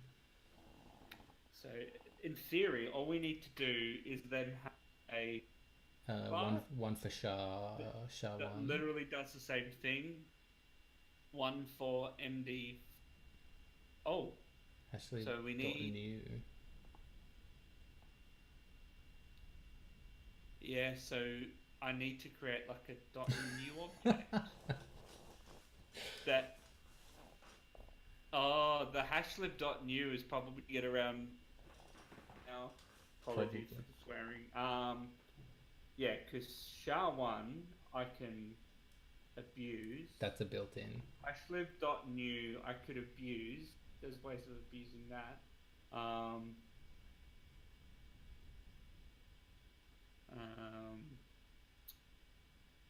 So, yeah.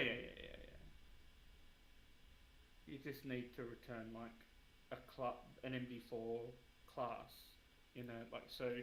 You just have def new, and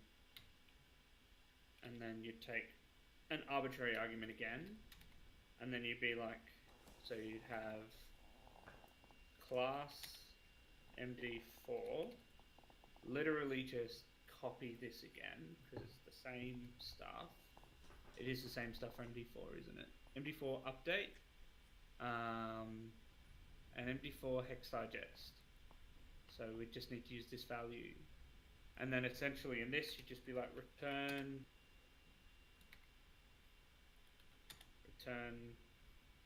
MD4, and that should work because that's all it's really doing is it's just returning an instance of that class. Yeah. So that was for MD4. So I mean, this is the like most roundabout like user input control injection thing I've ever done. I suppose this is a new angle on an attack surface that user input. If you've got Python on a box and you happen to let someone run something as root, if they can write another file in your directory with a .py extension in the path, code injection, you're screwed. I think unless so like, I mean, for the Windows example, if you quoted the path with the space, if you wrapped it in quotes, it wouldn't do that anymore. All of this, actually, what I might do is I might create a new tab. Just copy this bit. Before we fart around with all of this, yep. Def init. I think the init needs itself as well.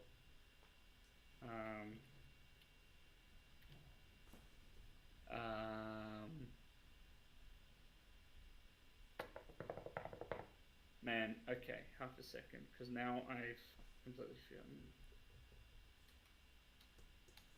Should be something like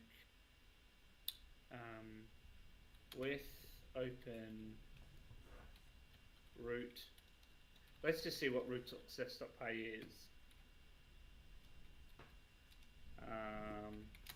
As file print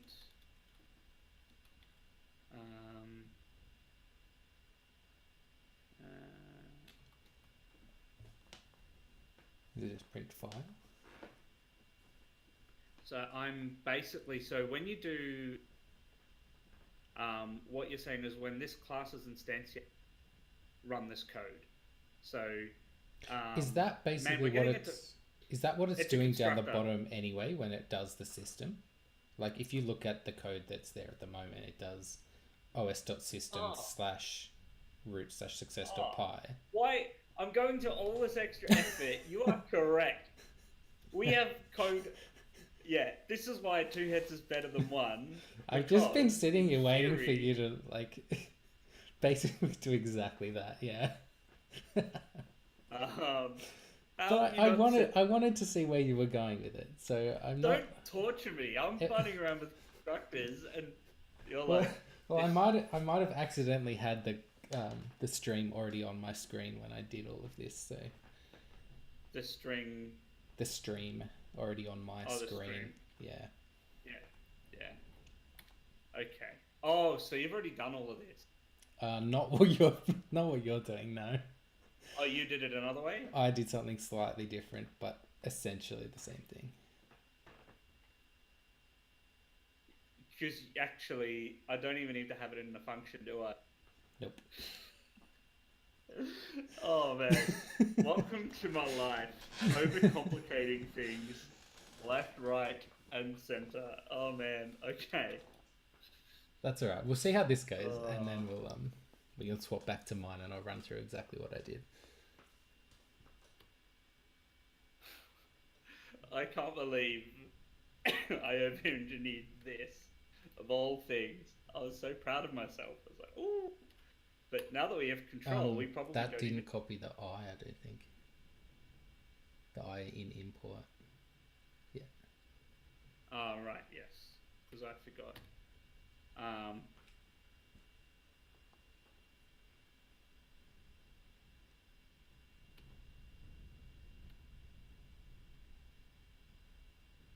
what? I didn't spell success wrong, did I? File Oh, not I found. did. No, I didn't No, spell you it didn't wrong. spell it wrong. I think the file just doesn't exist. Ah. But, I mean, the whole point there is it's going to be root text in the thing, right? I actually spawned a shell, so if you swap over to mine, I'll show Yeah. you what I did. So I just did a one-liner of import OS and then os.system run bin bash into hashlib.py. And then the next time you sudo into the test.py, it looks for the hashlib library, which is in the same directory, Yeah, which I've gotten as far as figuring out. and executes it straight away. And then we are now... os.system bin bash. Okay. Then we are root once that happens. And if we look So at... I was only one step away from that. After Yes, my yeah. roundabout adventure in, oh, look at me, I can bypass these things one by one. Yeah. And then if we ls on /root, there is no... so I think that is a rabbit hole. Like, you could have spent hours going all the way to the end of that script, and success.py doesn't exist. Yeah, by trying to brute force all the hashes, you mean. Yes, yeah, or doing a similar thing to what you did. I guess overriding. Well, I mean, yeah, I don't know.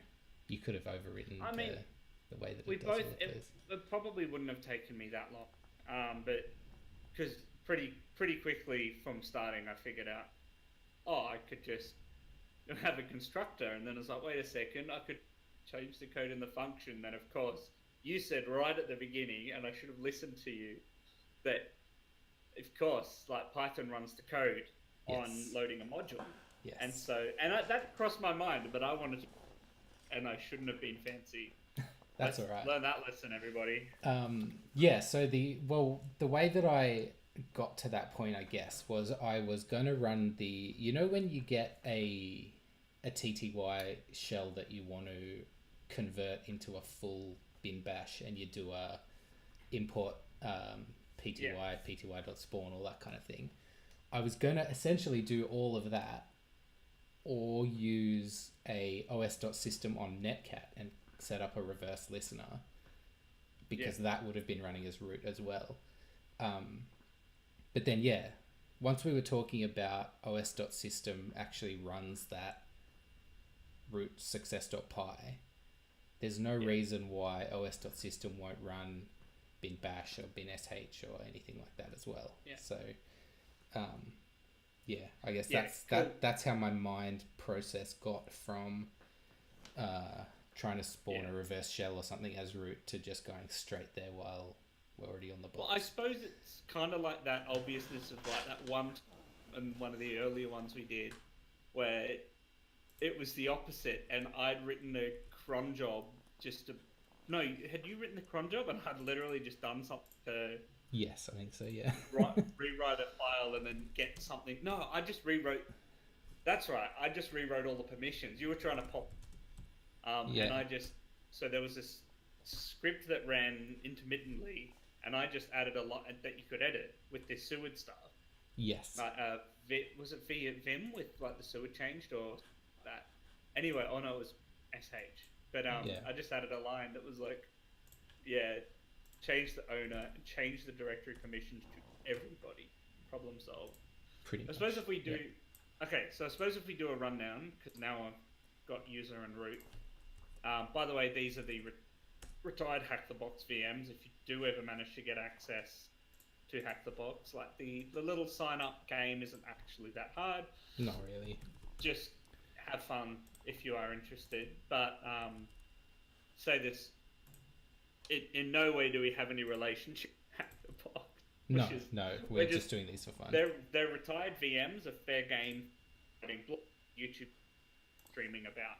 We do occasionally get stuff from VolnHub, but sometimes it's a little jank when the VM doesn't run properly. So this is just a nice way to have stable VMs. So if you do get in, don't start telling people how to solve the ones that are not retired. They're still active, yeah. It's all gamified, and I suppose you'd be to not have fun. But anyway, so to run you through what we did and what the context was. So we had this machine, which is called Stratosphere here. It was running an app that was running Tomcat. We figured that out pretty quickly. And so Tomcat has the /manager thing, manage, yeah. Tried a bunch of default creds. In a later step, I managed to get access to the file that holds those creds, but they didn't work. So obviously it was a bit of a red herring, or I was doing something really wrong. Yeah, one or the other. But what we'd realized is that the version of struts running was vulnerable to the Apache struts thing that happened. Was it like 18 months, almost 2 years ago? Like, was it that long? Well, it was a 2017 CVE, so it had to be last year. Okay, beginning of last year. Yeah. And Qualis, so if I've still got the tab open,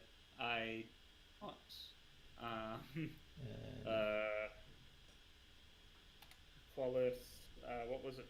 Struts. Yeah, just struts, I guess. A comprehensive. So this particular article we found has a handy write-up on what the vulnerability does. Or how to detect if it's vulnerable. Yeah, how to detect. Yeah. So effectively the vulnerability, give the thing a dodgy header and it parses it in a way that gives you code execution of the sort. Yes. So this, are you on my screen? Yep, I'm on your screen. Yeah. So this being the header in question, this is essentially making the thing run commands that it shouldn't be running. So I say commands code. Yeah. Think I badly explained earlier, these sorts of web frameworks have layers of filters, and what we've done is managed to catch a parsing bug at one of them that lets add a header to the response. Yes. That's all this does. So this was to use to detect if it was vulnerable. The actual vulnerability, if I go over to our handy dandy, if I clear all that garbage. So so the vulnerability that we found on ExploitDB basically automates the manual testing that we just did. Yeah. So this using is what a Python script. An actual payload would look like that's trying to get code to get our code execution working. So the formal was just an example of something minor and what you can almost consider fairly harmless. It adds a header in the response that's the multiplication of two numbers. All of this stuff here, and this even looks like it's doing like an checking. It's detecting the operating system as well. Yeah. Yeah. So it's quite smart. So it's figuring out what the operating. Because Java's multi-platform, this will run on either.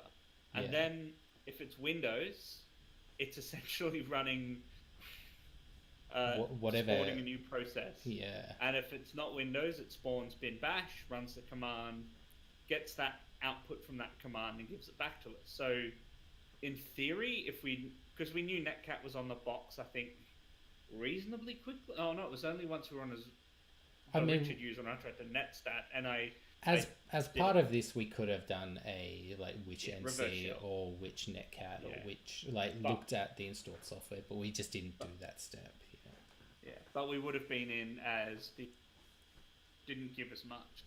If So we if the probably database credentials didn't get us anywhere, we that probably would have yeah been my next steps. Yeah. yeah, and then the rest is just passing that data back to the um, so that's all that stuff did. And so then if I scroll up, this is us running that script. So near the end, because my buffers decided to not go any higher, or no, that's just other stuff. That was me figuring out how to untar a file. It's probably all in this one, but anyway.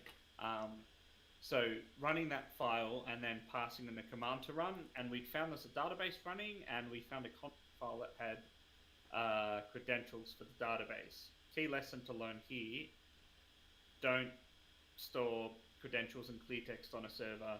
Don't say, oh, but the directory is restricted, because if someone pops the server, in the case of things running Java or even Python or what have you, if there's a code execution vulnerability that allows me to cruise the file system. I suppose the other thing we could have done was environment variables. Yeah, we Are could another way we could of have looked at injecting. Yeah, they're another way of injecting credentials into a process. that. We could have run things like curl or wget to download and execute remote files. So we could have self-hosted a malicious shell script or a malicious Python script, or knowing that it's Java, we could have hosted a malicious like Java reverse shell. And I'm going to backtrack on literally everything I said about secrets like credentials. Just realizing that normally at some point they have to be in clear text on the system for the process to pick up. In Windows, you can do cool stuff with the GSS API, like storing stuff encrypted. Yes. But if you or are that secure, user, you can secure strings in PowerShell, they're called. Yeah. So the challenge though is you can only go. However, certainly locking things down. The fact that we found a username and base for the actual host, which this is a CTF, so a little bit contrived, but that's what we found here. There's full name, password, username. But it also would not be uncommon for a user to reuse their password. So if someone did get a dump of your database and was able to either crack or gain plain text access to the passwords, it is very common for users to reuse the same password against multiple systems. Yeah. And certainly this is an object lesson. If this was stored, all of this stuff was stored somewhere else, so the guy literally just pasted in, synced in all the stuff from somewhere else for the like server config and stuff like that, then there's somewhere else all those creds for all the stuff stored. Yes. So storing all of that stuff properly. So normally in a happy cloud world where you're dynamically building servers as you need them and destroying them when you don't, you keep it in some sort of secret store, and your build pipeline, as it's throwing a box together, pulls the credentials from the secret store and injects them on the server. Maybe environment variables, but I suppose you get into security by obscurity things here. You could, do all sorts of funny business to try and hide it on the server. But once you've got access, it kind of starts being all downhill from there. On Windows boxes, you can start doing things Windows for services, which might make it a bit harder to pop like we popped, because we got the credentials. So there are ways around this. Anyway, once we got on the box, my buffer doesn't go back very far, but we explored around for a bit, and we found the test.py pretty quick, but we ignored it for a bit while we were checking other options. Effectively, this is another user-controlled input bug. It just so happens to also be a quirk in 2. Maybe Python 3 is the same thing, although I do remember it says it's running as Python 3. So if you cap the top of the test.py. Yeah. It is running Python 3, I think. So it might, and the prints all have brackets. It might have been because I was using PyCharm and PyCharm wins or something. Okay. So anyway, there isn't a root success pi. That's there, I think, as a bit of like a, hey, you can run OS system. Don't forget that, guys. Yeah. And that's effectively what we did. So Jacob's smarter way, I'll let Jacob explain. So my smarter way, I guess, was literally to almost copy what's down there at the bottom. We imported the OS library and then ran os.system and spawn a /bin/bash. So his would have looked like. It is this. Yeah, everything you did except get rid of that. The two get rid lines. Of that. That. Yeah, that's basically exactly what I did, and I just echoed that as a one-liner into a hashlib.py file in the same directory as test.py. So that when Jacob's scared of VI and Vim. Yep, pretty much. Well, it's just as easy to do and echo it out into a file as it is to open it up in VI and it is. Screw around with it. So Jacob had mentioned that up front that code, and I know this because I've written code that takes advantage of that to like output to the terminal that, hey, this library's being loaded, and Jacob mentioned it as well, and then I'm there like, no, if we just overload all of those functions, we'll get to the bottom eventually. Into letting us through. And then as I went through, I was like, oh, wait a second, we could use an init. And then I was like, wait a second, I could just change one of these functions. And then Jacob was like, you didn't have to do any of that, Reece. Pretty much. Stop being so stupid. And I was like, of course. But lesson learned. Hey, we got there. Yeah, so that's basically the box. That was better than last Friday. Yes. When we were trying to do one and we couldn't quite get there. Yes. We did have some issues along the way with some configs around burp, and my Python stuff was playing up a bit. Burp was not cooperating with me tonight. I don't even know. Like, I didn't do anything differently, and then all of a sudden, my Python stuff just started working again. So. And I didn't even need burp. Like, I just did it in Firefox with the edit and resend. Yeah. Lesson to learn there, to anyone who's interested, is you may not have a computer, and again, and I keep saying again, not condoning going to your place of work and playing around with the Firefox developer tools, because there's the right thing to do and the wrong thing to do. Yes. Having a passive look and going, that looks sus, that header might indicate there's a problem here, and finding the right person and going, hey, this might be something to look at that I found. Reporting a bug versus exploiting a potential. However, if you are playing around with stuff in a safe, legal environment, because if you live in a country a little bit like we do, or the US, there isn't really a difference between some friendly poking around and a computer-related crime. Yes. So, case of be careful, but at the same time, understanding that sometimes all you need is basic tools. So, a web browser with developer tools, do some stuff that lets you kind of reconnect to the network. So you don't even necessarily need Netcat or Nmap, I'll say. You don't necessarily need Nmap to scan everything. On a Windows box, even as a lockdown user, you've got access to enough scripting to automate ping to find stuff. As an object lesson in understanding that someone with enough brains, someone way smarter than me, can certainly do a lot of damage with a little bit. And yes, definitely. For people who are ever on pen tests or engagements where they do have the ability to poke around, you don't need to install something to run VMs and then install Kali. Kali just happens to have all the tools, and we're lazy and don't like going to bed at 3 a.m. in the morning, so sometimes to speed things up. And that is that for me. Yeah. My opinion, done. Yeah. So I guess that's pretty much it for this box and for this stream. I guess it was an interesting one, and it was a good example of, I guess, a real world hack that did happen.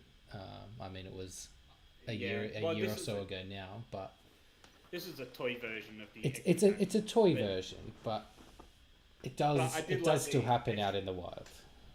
Yeah, I did like all the illusions, like the social security numbers and stuff like that. Yeah. And again, this is why the permanent battle for people working our profession, because we both work in security, is that while security for the everyman can be seen as important, you've got data. You don't want people to get a fraudulent home loan in your name, or you don't want you picture. Getting companies to care is an interesting and varied battle, and sometimes it's going, you technically doesn't solve it. Sometimes you have to go, if you this, someone will be going to prison. Which is, in Australia with the new privacy, if something bad enough happens, someone has to be at fault. Yeah. There always is someone to blame somewhere along the line. Yeah, and I mean, at the end of the day as well, I mean, where we can, we got to take stuff. So, admittedly, credit bureaus collect information on you from various sources, and they're kind of almost necessary evil for the way our society works. I say necessary evil. I'm sure someone would disagree with me, but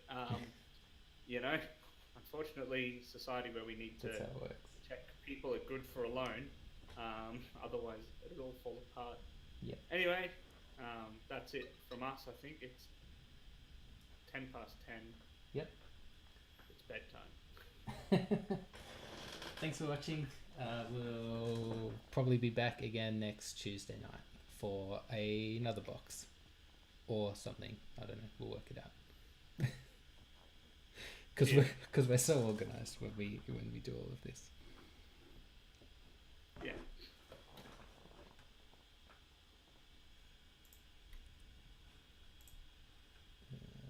Done here and go stop. I should set a hot.